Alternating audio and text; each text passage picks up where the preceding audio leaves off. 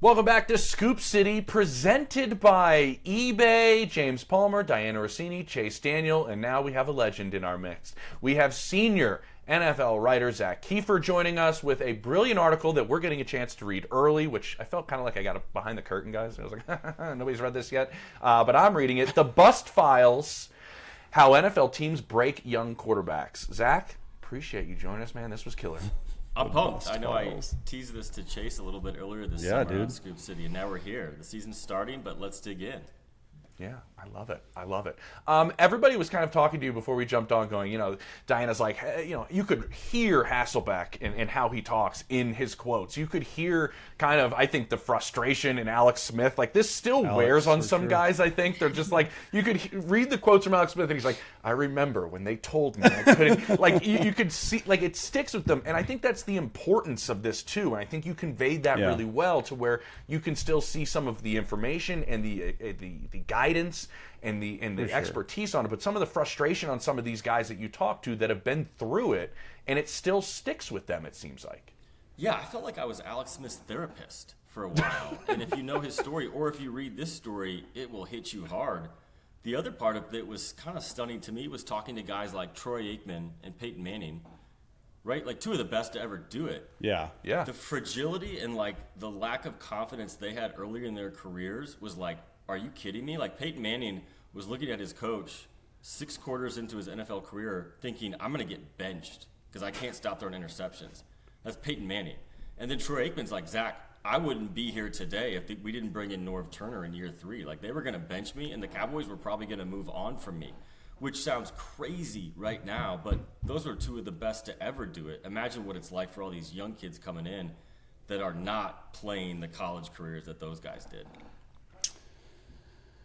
When you get to Alex Smith, because I played with Alex for his first 3 years after he left San Francisco, and reading your article and really focusing in on Alex's quotes, you could tell that he was still pretty pissed about how things went down in San Francisco and just the lack of support and stuff around him. And it rings true, Zach, because like, I remember when he got traded to Kansas City, we were on the same physical bus to go get a physical together. We were there at the same time. Like, they traded for him, they signed me in free agency, and I remember through the first year, it was really hard for me to get him to open up a little bit, because he's always in your article. He's like, I prep by myself. That's just how but then toward the end of the last year and then the next 2 years, he's like, man, I was like that in my first year because I had all these scars from everything that had happened. And I've seen the prep with you and the other quarterback room, Tyler Bray and Aaron Murray. He's like, I wish I had this, because we would watch film on Tuesdays or off days for 4 hours and go through everything. And we were just like a group. And another guy had mentioned, hey, the quarterback room, he's like, I wish I would have had this to me, when I was in San Francisco. And so for me, it's like, when you do this article, how in the world are these billion-dollar franchises not doing everything in their power to help the young quarterback who doesn't know how to prepare like a pro? Because the Caleb Williams article came out last year with Seth Wickersham. I don't know how to watch film. It just blows my mind. So when you talk to these guys, have you got a why? Why is that not the case? It's stunning. I mean, Caleb Williams wasn't the only quarterback watching film alone. Alex Smith told me the same thing. And to speak to his experience, I mean, Chase, you know this, 7 different offensive coordinators for his first 7 years. He was looking at the sideline as a rookie, asking the coaches if he could get into shotgun, asking them. And they said no. When Jim Harbaugh got there 7 years into his career and basically saved his career, he said 2 coaches saved his career. Jim Harbaugh first, Andy Reid second. Yeah. He said, Jim Harbaugh said, you were great at running the football at Utah. Why didn't you run it ever? Why don't you ever run it? Dual threat. And they said, because I'm not allowed to. They never let me run the football. So to speak to the bigger issue, this is a Troy Aikman quote, and this was really damning. He said, coaches say they're going to build their offense around their quarterback skill set. only a few of them actually do it. Yeah, no doubt. And Alex No Smith doubt. said, look, like these coaches are stubborn and they look for guys who will fit a playbook. And he said, if you look for guys who fit a playbook and you don't get that guy, it's never going to work. And you just spend your whole career looking for those guys who fit the playbook. And Alex Smith made a really good point. He's like, look, the offense I ran in Kansas City is nothing like the offense Patrick Mahomes runs now. And he said Andy Reid is the best at that. Real quick, Dianna, sorry, I know you want to talk, but that's just exactly what I wanted to hit on because I have that firsthand experience. Because I remember our first year with Andy Reid, me and Alex are like, hey, I came from New Orleans, he came from Harbaugh with this, like the Saints, like offensive like gurus, and Andy's obviously an offensive guru, but we're like, hey, like, coach, why in the world are we calling the Z receiver a flanker? Like, we'd have to say flanker motion. Like, why can't we just call it a Z? He's like, well, this is just how it's always been done in Philly. And then, but you see Andy, and this is not the case for a lot of coaches, morph his scheme and to be like, take the player feedback. Dianna, when we were there last year, he's like, I take plays from janitors. I don't care. And so I do think that's a big issue on coaches today. Like you, and maybe not as much, right? But you see them saying, hey, fit the system. I'm not changing it. And those are the guys that usually don't pan out. Well, to that point, Chase, I remember talking to a team president or a team executive during the hiring process about what that was like for them when they were meeting with all these different head coaches. And I don't think we truly understand how difficult that process is for teams to parse through what these coaches are saying, what they've been prepared to say, perhaps even taking a lot of the ideas from the organizations that they came from. And so many of these coaches lacking the ability to make it their own and explain how they're going to make it work with this new organization that they're interviewing for. But this person was just saying it's just hard to know and find the characteristic that we're talking about here, which is how do you bring in a head coach or an offensive coordinator, the play caller, that is truly going to make the quarterback the best version of him without any ego of the coach being involved? How many times have we seen head coaches, well, they're great play callers. We're talking about Chicago so much right now. Yeah. Brian Dable was one of those for a while, where they are tremendous. Are they able to get the most out of the quarterback, though? I thought Kevin O'Connell, Zach, was phenomenal in just really taking ownership of it, of like, it's on us. Like, that's the first time I had heard a coach really go out swinging a bit and admitting, like, if the quarterback doesn't work, that's on us. We're not doing enough. That's not normal. Right? And because but what makes Kevin so great is he has that ability to connect with these quarterbacks because he's been there, right, Chase? Like, Yeah, he's sure. he's failed. I think it's the way you worded it. I remember reading that line like, ooh, that was harsh, but it's the truth, right? Like, he didn't make it. But from your conversation with O'Connell, what do you think the characteristic he has that has made him the coach of the year last year and really get the trust of quarterbacks? This is where it all started. If you guys remember, KOC said last year, he said, organizations are failing young quarterbacks before these young quarterbacks fail the organization. And I thought, someone needs to figure this out. Like, why? How does this keep happening? Because we've had 7 benchings of guys that are highly drafted in the last couple of years, right? So the position's getting younger. Youngest average starting quarterback age in like 67 years last year. So the quarterbacks are getting younger, and the leash is getting shorter. So how do we get here? And I'll give Kevin O'Connell a lot of credit. He goes in on basically the entire league saying everybody is in a race to either crown this guy as the future or to move on from him. So everything gets expedited. Everything is hurried. There's not the time. And then I'll give him a lot of credit because he called out the coaches. He said, you need to put on your big boy pants as a coach. You need to buckle up, and you need to coach the player through failure. I love that quote. As you know, Chase, quarterback is failure, right? Every quarterback struggles when they're a rookie, even the great ones. And a lot of times the teams abandon their plan, if they even had a plan, as soon as they can to go find the next shiny toy, as Alex Smith put it.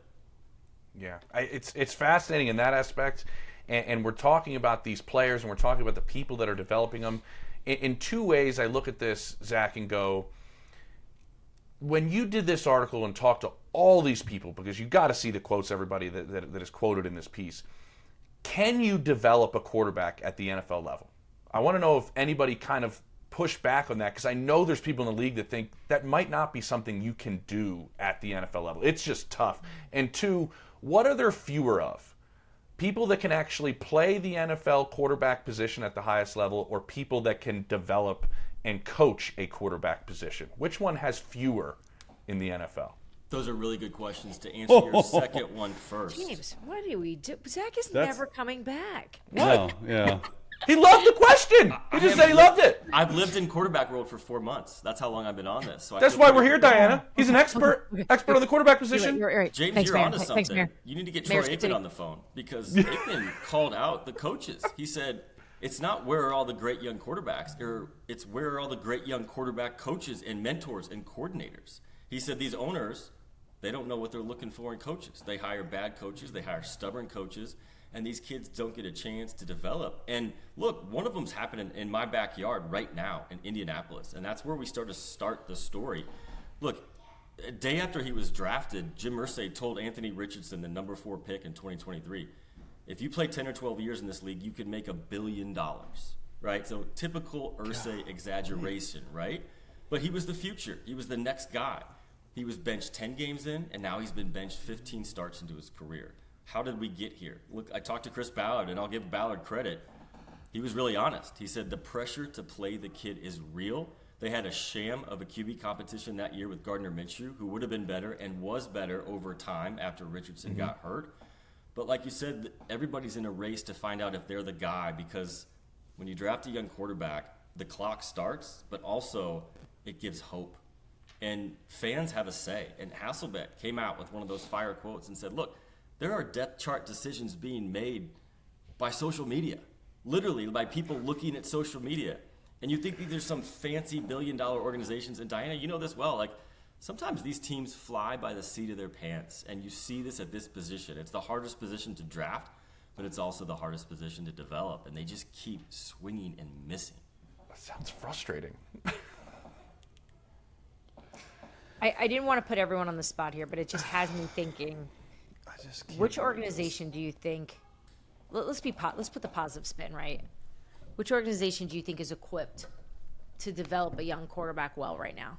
Ooh, I can Of all the young quarterbacks, who do you think is really matched the right personalities, the right play callers, and the right quarterback room to go along with it? Because Chase, you started off talking about that, the importance of the quarterback room and surrounding these guys, and Incredibly the Case important. Keenums of the world. Chase always tells us how great Case is. Love Case. Case is the Case is goat. the Alex McCoy said at a the time. same thing about Case.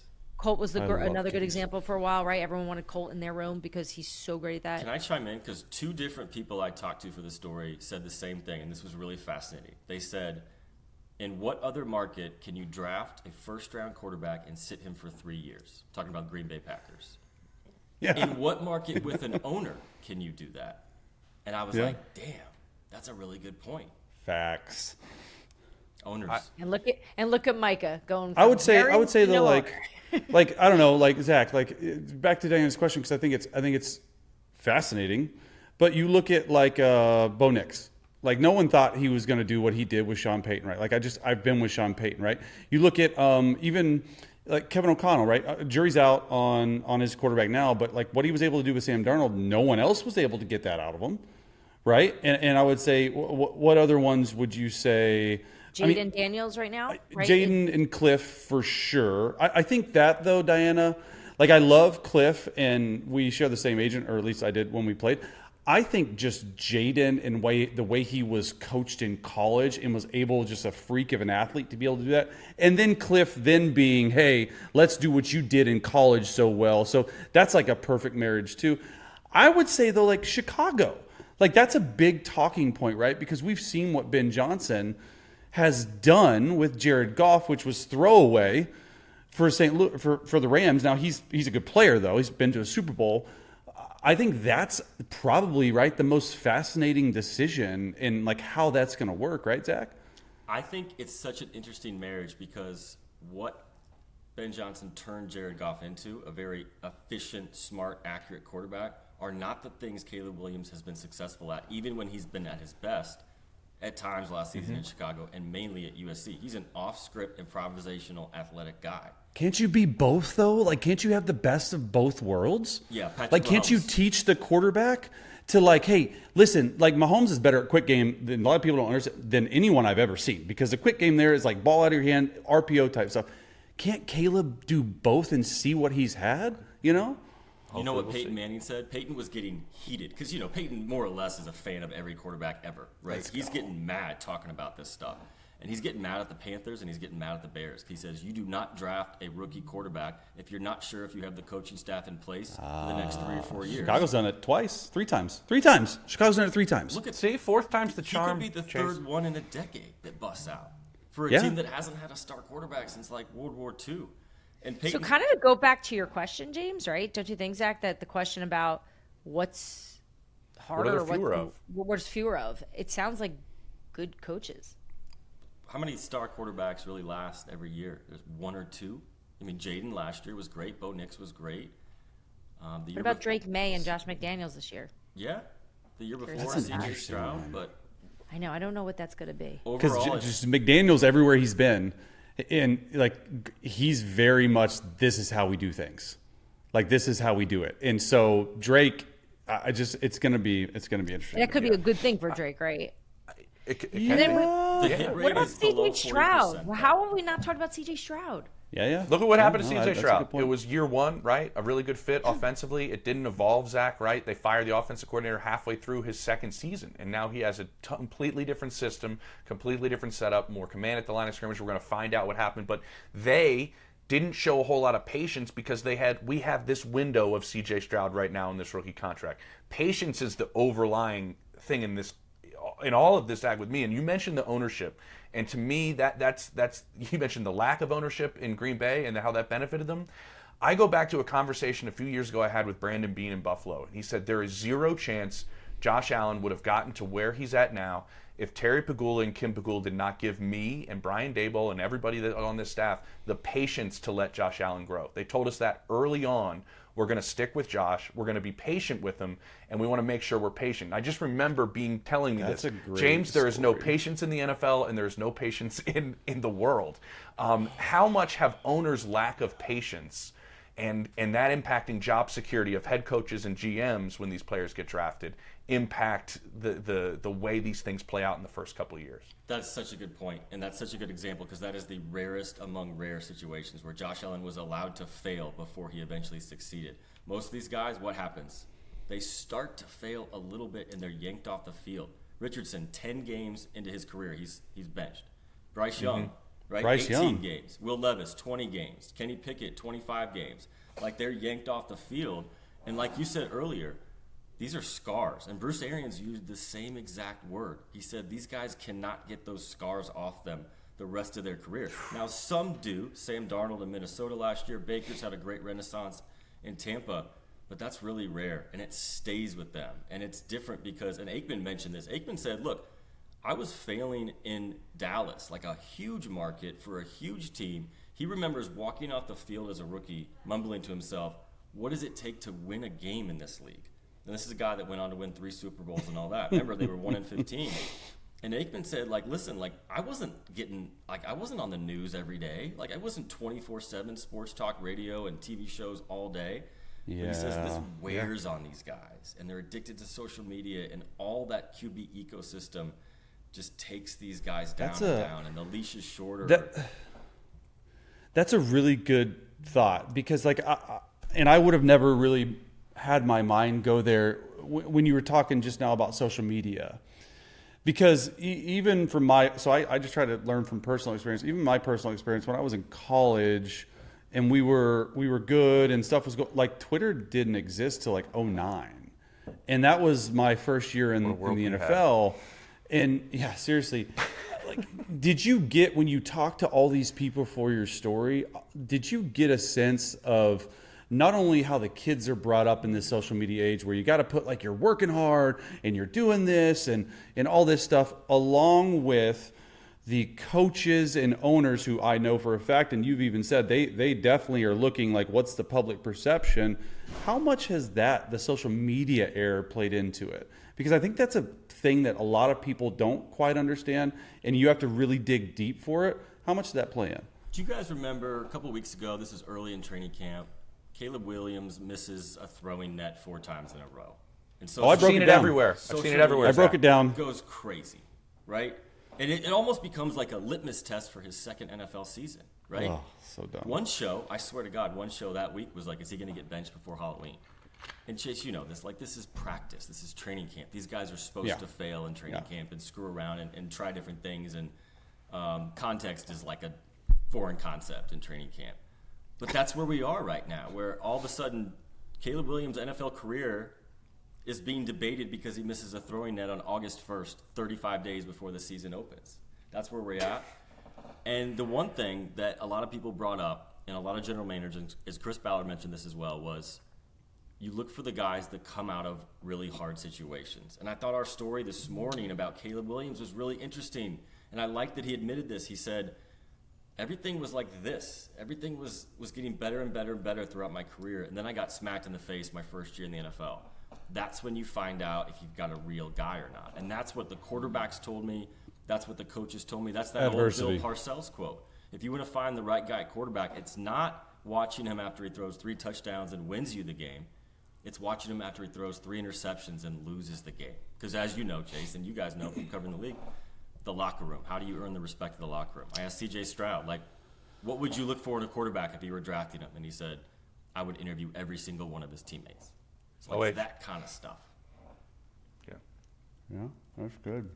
Amazing stuff, Keith. Well, I got one more if nobody else has one. I got one more for you. Oh, yeah, go ahead. Zach, James. honestly, because This is I'm awesome. looking at the landscape, because this has been an unbelievable conversation. Everybody, go read the piece on The Athletic. It's outstanding. I look at the landscape of college football and how it's changed, right, and the economics of it, and the amount of money Arch Manning can make as a backup last year is unreal. Did you get the sense, talking to general managers and executives, there's no developmental league for the NFL? There's no minor leagues. There's no AAA baseball, right? There is college, and then you have to perform right away. Is there an emphasis from people you talk to tell these guys to stay in college, to have more starts, to come in more prepared? Because of everything we're mentioning, i.e. also with the social media aspect, they're doing brand deals, man. Like, Arch Manning's doing a deal with Viore. Like, he's in business meetings as a college quarterback. There's some people I've talked to, Zach, that are like, that's actually a bonus. Like, they're coming in a little bit more life prepared from all of these things that come with being a quarterback in the NFL. Is there an emphasis to try to have more of that development happen at the collegiate level where they can still make money and hopefully come in more prepared? Hasselbeck agrees with you that they are coming in more prepared financially. But also, I mean, Arch Manning had more commercials in the first half on Saturday than he did completions. So, my man! The reality is, and this was No, an that interesting did not part, just get said. That is so freaking OH, baby. That a boy, Zach. and I'm coming from Indianapolis where Peyton Manning Wait, has a James, you went to statue Ohio down the State? street. Yeah. For a really long time. Let me get your guys' thoughts on this, because a lot of this starts at the scouting stage, right? During the draft is finding out the guys who are real or not. And Hasselbeck said, look, think of it as builders and realtors during the purchase of a home. Scouts want guys with all the traits who can throw it a mile. Coaches want guys who come in with a high floor who are more polished. It's not universal, but that's more often than not. A lot of scouts I told that to agreed. He says he was at the combine one year watching quarterbacks go through drills, and the scouts are all like, oh my God, look at this guy, that arm. And the coaches are sitting there going, sack, interception, sack, interception. So they see it differently. Now, who wins out? A lot of The times, freaking coach should every freaking time. You know who wins What out, are we Chase? talking the about? owner wins out a lot too, though. Yeah, well, I his don't team. have a He writes the checks. comeback I to agree that. with you, though. The coach should. But it's not a perfect science. As you guys know, it's like less than 40% hit rate with first-round quarterbacks these days. It's getting worse. It's getting worse because teams are swinging higher and higher on This traits. conversation's making me pissed off, Zach. I'm not going to I lie. see I that. can tell. I'm Oh. I stressing know. you I out. think we. It is stressing me. It was just such a good piece. It's just like people are dumb sometimes. Like, God. I love it. Zach, appreciate you joining us. Chase is, we'll let him cool down in the break maybe for a little bit. Maybe he can take Thanks, 5. I don't know if you need it. But everybody, go to The Athletic. Make sure you read Zach's piece. I want to make sure I get the title right, too, because I think the title's fire. The Bust Files, How NFL Teams Break Young Quarterbacks. It was awesome, Zach. This was Excellent. outstanding. Golf clap. Appreciate it, man. Golf clap Thanks for Zach. joining us on Appreciate this, you too. guys as always. Chase, take the rest of the day off, man. Thanks for watching Scoop City. Don't forget to like, subscribe, and feel free to leave a comment. New episodes of Scoop City drop every Monday, Wednesday, and Thursday.